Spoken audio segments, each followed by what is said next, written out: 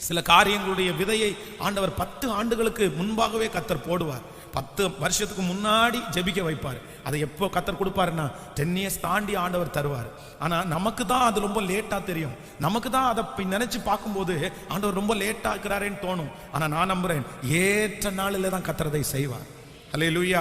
நான் இந்த திருச்சபையினுடைய இடத்திற்காக பல விஷயம் யோசிக்கும் போது அப்படிதான் நினைப்பேன்.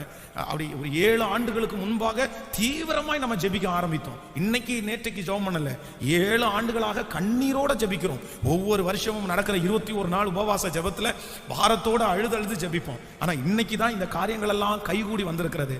ஆனா நான் இப்ப என்ன நம்புறேன் அப்படின்னா, கர்த்தர் ரைட் டைம், சரியான நேரம். ஒரு 7 ஆண்டுகளுக்கு முன்பாக ஆண்டவர் அதை கொடுத்திருந்தா கூட கண்டிப்பா சொல்றேன், என்னால் அதை மேனேஜ் பண்ணியிருக்கவே முடியாது. என்னால் சரியா கொண்டு போயிருக்கவே முடியாது. அது ஒரு சாதாரணமானது அல்ல, அது மிக பெரிய விஷயம். ஆனா இன்றைக்கு நான் நினைக்கிறேன், ஆண்டவர் ஏற்ற நேரத்தில் கர்த்தர் தந்திருக்கிறார். அதனால உங்களுடைய வாழ்க்கையிலே சில காரியங்கள் தாமதம் ஆகிறதை நினைத்து நீங்கள் கவலைப்படாதீர்கள். ஆண்டவர் உங்களை உருவாக்குறார். ஆண்டவர் உங்களை கற்றுக்கொள்ள வைக்கிறார். ஆண்டவர் ஏதோ ஒரு காரியத்திற்காக உங்களை காத்திருக்க வைக்கிறார்.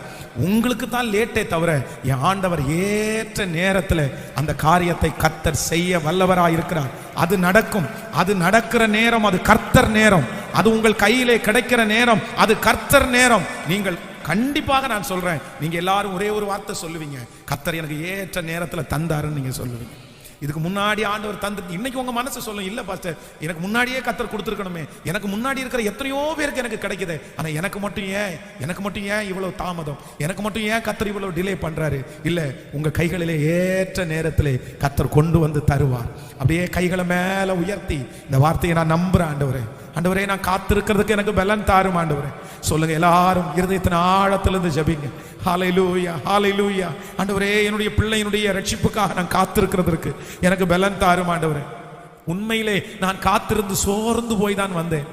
ஆண்டவரே உண்மைதான் ஆண்டவரே, என் பிள்ளைக்காக நான் எத்தனை நாள் காத்திருப்பது, என் உயர்வுக்காக நான் எத்தனை நாட்கள் காத்திருப்பது, ஆண்டவரே இந்த ஆசீர்வாதத்திற்காக நான் எத்தனை நாட்கள் காத்திருப்பது.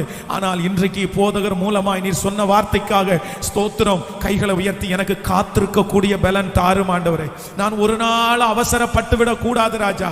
ஆண்டவரே ஏற்ற காலத்தில் கர்த்தர் எங்களை உயர்த்தும்படிக்கு உம்முடைய பலத்த கைக்குள்ளே அடங்கி இருக்கக்கூடிய ஒரு பெரிய பாக்கியத்தை இப்பொழுது எங்களுக்கு தருவீராக ராஜா.